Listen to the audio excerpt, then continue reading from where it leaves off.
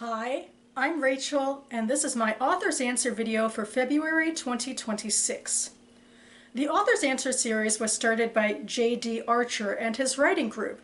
They would convene weekly on his blog to ask and answer themselves a bunch of reading and writing related questions. And then J.D. Archer started an AuthorTube channel, and then he asked and answered a bunch of those questions again on his channel. So I'll link to all of that information down below. Over the years, they asked themselves over 100 questions, and I have been going through them sequentially, one per month for the past several years myself, so I'll link to my own AuthorTube playlist as well for my earlier answers. This month we are up to question number 107, which is to talk about our current works in progress. This is a apropos time to talk about some things, also maybe a guilty time, because throughout most of these years I've been talking about the fantasy novel that I'm continuing to revise, but also in the beginning of 2026 I started a new science fiction short story with the aim, loose aim, of having it completed for an anthology call at the end of the month. But I write too slowly as it is, and there might be some other factors as well, so I'm still continuing to draft it with the hope that I'll finish it at least by the end of the quarter.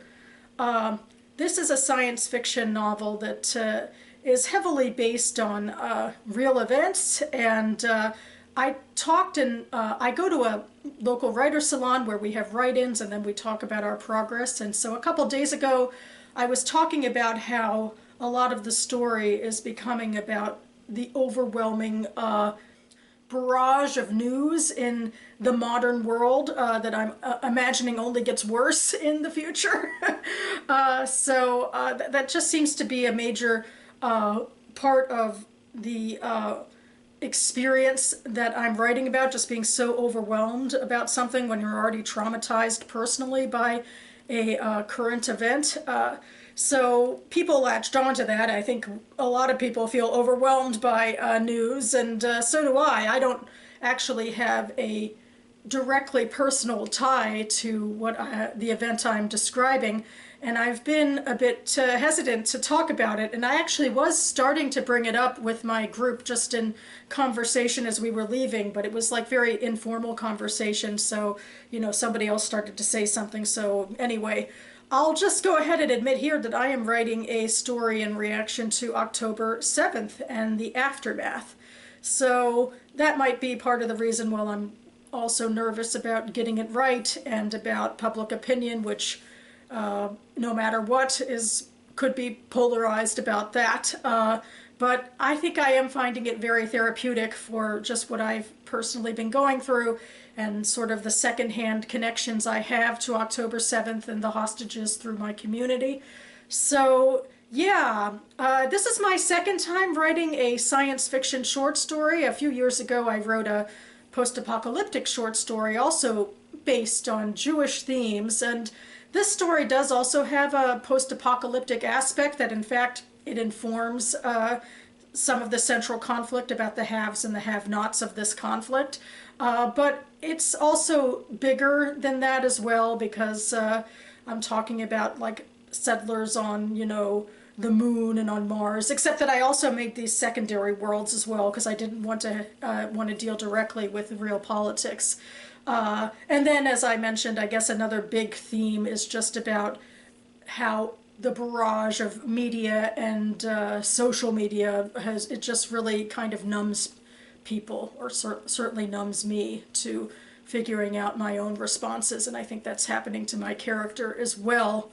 So yeah, I am continuing to work on that story, and then I am also if I think it takes me a while to write a short story, you have no idea with what has become my first novel, which back in August I completed the first draft of the first novel after writing it for several years, and now I'm going back and trying to do some pretty significant developmental edits, and I am still circling around Act 1.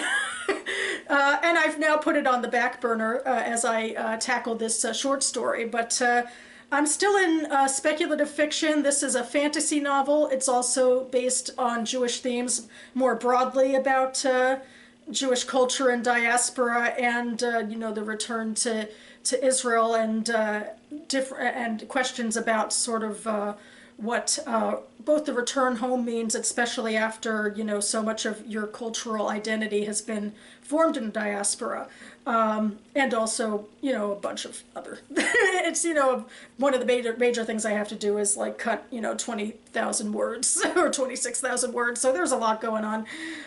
So yeah, it's a secondary world fantasy sort of Iron Age sort of set. But I get to play around with that because it's secondary world.